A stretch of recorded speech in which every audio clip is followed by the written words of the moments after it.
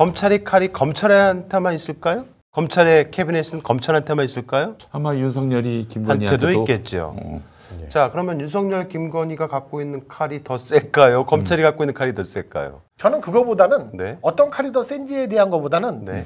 썩은 동아줄과 그러니까 이제 죽은 권력에 거기 베팅을 하는 사람들은 본인들이 같이 내란에 직접적으로 개입을 하지 않는 한 쉬운 결정은 아닐 것이다. 그러니까 김건희가 이제 감옥을 절대 안 가겠다. 나는 감옥을 안 간다라고 생각하는 사람의 입장에서 한번 생각을 해봅시다. 우리 넷이 전부 다. 그러면 김건희는 난 감옥을 안 가야 돼. 근데 나한테 캐비넷이 있어. 칼이 있어. 그러면 이 칼을 활용할 수 있는 가장 좋은 방법은 본인이 대선으로 가는 거겠죠. 그렇지, 그렇지. 아, 그러네. 그래서 이런 말이 나오는 겁니다.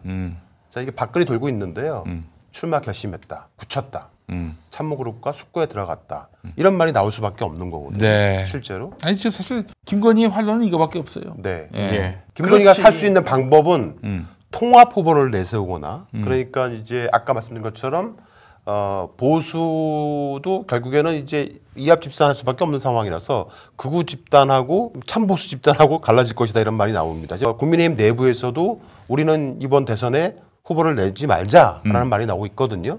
그렇게 이제 갈라지게 되면 극우 쪽 세력을 모아서 뭐 공화당이라든가 이런 쪽 해가지고 그쪽으로 김건희가 출마할 수도 있는 거고 그러면 대선 주자가 되게 되면은 네. 형사소송 여러 가지 문제 분들이 정치적 문제로 이렇게 문제화시켜서 수사가 쉽지 않지. 수사가 쉽지 않다. 예를 들어서 뭐 예. 정말 진짜 나왔어. 정말 나와서 예를 들어서 그래서 뭐 한 5% 이상 득표를 했어. 네. 그러면 이제 그 자체가 정치적 무게가 생기잖아요. 근데 그렇게 해서 이제 만약에 뭐 수사가 들어가면 이게 또 무슨 정치 보복이다라는 얘기가 나와요. 그러니까 네. 김건희가 살기 위해서는 이건 정말 꽤 그들 입장에서는 나름의 묘수라고 그렇죠. 생각을 하겠네요. 그게 아니면 예. 통합 후보를 내세우는 거예요. 자, 이재명 대표를 미워하고 싫어하고 시기하고 질투하는 민주진보 진영에 있는 또 다른 이른바 과일들이 많이 있습니다.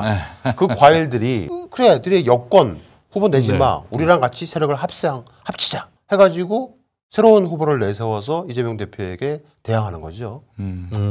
그럴 수도 있다는 얘기입니다. 그 김건희가 이제 대선 나온다는 얘기를 제가 몇 사람한테 이런 얘기가 돈다는 걸 얘기를 하면 네. 그게 말이 되는 얘기냐 이런 얘기들을 하세요, 반응들이. 네. 네. 근데 한번 오늘 저희 방송 보면서 아까 그 텃밭에서 일하시는 분 얘기하는 거 들어보세요.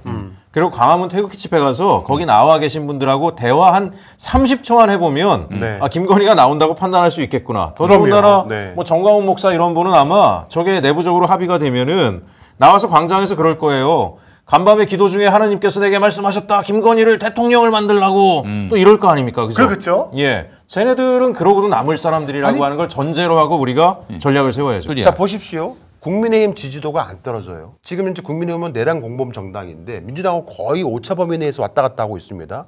그런데 국민의힘의 어떠한 대선 주자라도 이재명 민주당 대표하고는 거의 더블 스코어 이상 차이가 납니다. 다 합쳐도 하면 안 될 거예요. 안 돼요. 근데 국민의힘의 지도를 계속 붙잡고 놓고 있는 세력이 분명히 있습니다. 어떤 형태라도 여론조사를 조작해서라도 국민의힘의 그 지지도를 붙잡아 놓고 있는 세력들이 이합 집산에서 딱 모여버리고 거기에 대표 주자로 누군가가 올라타면은 입만 살아있는 숨만 쉬고 있는 사람이라면 그가 누구라도 가능성이 있다고 보고 있거든요. 그걸 차라리 김건희가 한다면 더 좋을 수 있다. 근데 저는 이제 개인적으로 그렇죠. 네. 요게 만약에 진짜 이렇게 된다고 하면은 네. 저는 너무 좋아.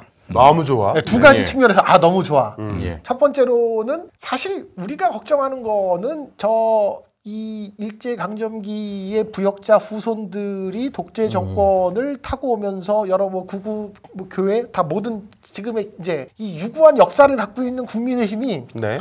점점 힘이 빠지고 이제 반으로 쪼개지면은 이제 정말 회복 불가능할 수준의 진짜 반으로 쪼개지면 전 이제 그렇게 보이는 게 첫 번째. 그러니까 다시금 뭐 나라를 팔아먹어도 저 정당을 관성적으로 윤석열이 원래 민주당 정권에서의 건설청정이었잖아요. 그래서 네. 예. 이제 그런 상황에서 진짜 국민의 힘을 훅 보낼 수 있다라는 것 때문에 이제 하나. 두 번째로는 조금 더 약한 이유지만 전 김건희가 TV 토론하는 거 한번 보고 싶어요. 네. 자, 그래서 저희가 이 썰전을 통해서 이런 써있는 말씀을 원고도 제대로 못 읽는 썰전을 인간이. 통해서 이런 말씀을 드리는 이유가 뭐 많은 분들이 듣기가 불편하실 거예요. 말도 안 되는 얘기를 하고 있느냐. 근데 말도 안 되는 짓거리를 하는 사람들이에요.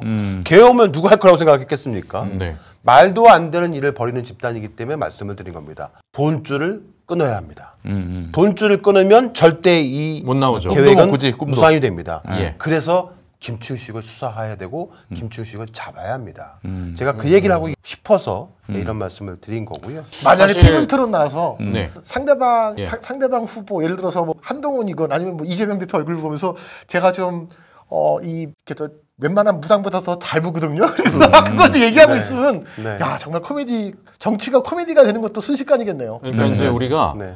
그런 거 얘기하시는 분들 있잖아요. 김건희 나온다고 뭐 김건희가 이재명 대표를 이기겠냐. 뭔 얘기죠. 스코어 차이도 많이 날 거예요. 근데 이 김건희는 잔머리에 아주 능한 사람이잖아요. 예를 들어서 자기가 캐비넷으로 국민의힘 내부 주요 인사들을 다 주저앉히고 네. 자기가 나갔어요. 그래요. 그럼 예를 들어서 이재명 대표가 한 60-70%가 나오고 자기 한 30% 나왔다 쳐요. 네. 네. 30%의 지지를 받았다라는 걸 가지고 그 이후에 본인에 대한 압박을 정치적 공세라는 프레임을 만들 거예요. 그렇겠죠. 국힘이 망가지거나 말거나 그건 본인한테 중요한 문제가 아니고 본인이 일정한 지지 기반을 가지고 정치적으로 딜할 수 있는 힘을 갖추는 게 목표일 수도 있어요. 네. 저는 예. 그런 그 패배를 예고하고 그 미리 짐작하고 하는 그런 행동뿐만 아니라 승리도 할 수 있다라고 생각할 거예요. 어떤 식으로? 예, 예. 이게 이제 지금 대선까지 가면 결국에는 뭐 5대5로 간다 이렇게 생각하고 있는 것 같고요. 말도 안 되는 네. 얘기지만 네. 네. 결정적으로 1위 이재명이 사라지면 내가 1등한다. 이 생각 네. 할까요? 못 할까요? 네. 얘네들은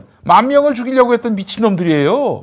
그렇지 않나요? 이재명 대표가 뭐 테러를 또 안 당한 것도 아니고 만약에 이재명 대표가 사라지면 내가 될 수도 있다. 이런 상상 할까요? 안 할까요? 김건희가 그런 상상을 했다는 얘기가 아니라 네. 예, 어떨까요? 저는 이제 뭐 여러 가지 목사님 말씀하시는 것처럼 실제 판 벌어지면 또 보수가 어떻게 작동할지 60일은 긴 시간이기 때문에 네. 어떤 일이 벌어질지 모르기 때문에 제일 좋은 것은 아까 정 대표님 말씀하신 것처럼 초치기 차원에서 돈줄을 어떻게든 끊는 방법들을 찾아야 될 게 하나 있을 것 같고요. 네. 또 하나의 결정타는 열공이 지금 제보받은 그 내용을 네. 우리가 좀 조기에 터뜨려서 김건희를 빨리 구속시켜버리는 방안이 있는데 이 사람들은 정말 그 영연백을 만 개씩이나 만들고 그 종이관을 만들었던 사람들이고요. 네. 또 하나 5대 명산에 가서 이재명 대표 척살굿까지 서슴치 않고 했던 사람들입니다.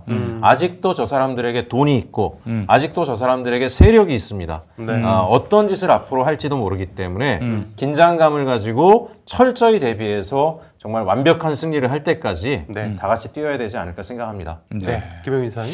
자, 저희 평화나무가 예고한 대로 김건희가 구약을 다 외운다라고 거짓말을 한 윤석열을 화요일에 고발합니다. 뭐 윤석열이가 내란죄가 인정되면은 사형 아니면 무기인데 뭐 형벌 추가해서 무슨 의미가 있냐? 아닙니다. 이번에 만약에 저희가 선거법 위반으로 당선 목적의 허위사실 공표죄로 해가지고 걸어서 이것이 받아들여진다. 벌금 100만 원 이상 나온다 그러면은 국민의힘이 400억이 넘는 선거비를 토해내야 합니다. 이러면 국민의힘은 망해요. 예, 400억 아마 지금 있는 시도당 건물 다 팔아도 400억 조달 가능할까요? 못할 겁니다. 아마. 그래서 저희가 뭐 그걸 목표로 해서 한다기보다는 정의를 세우는 차원에서 그렇잖아요. 이재명 대표 선거법 위반은 그 사실이 없으니까 막 그냥 오리고 뭐 이렇게 줄이고 또 그 발언을 해석하고 그러지만 이거는 있는 그대로 여의도 순복음교회 앞에서 누가 묻지도 않았는데 아내가 신심이 깊어서 구약 성경 다 외운다라는 거짓말을 했습니다. 이거는 자기가 기독교계로부터 그 지금 표를 받기 위한 그런 행동이었기 때문에 저희는 뭐 유죄 확신합니다. 그래서 저희가 이번에 화요일에 기자회견을 하게 되는데 네. 저희의 전쟁은 아직 끝나지 않았습니다. 최선을 다하겠습니다.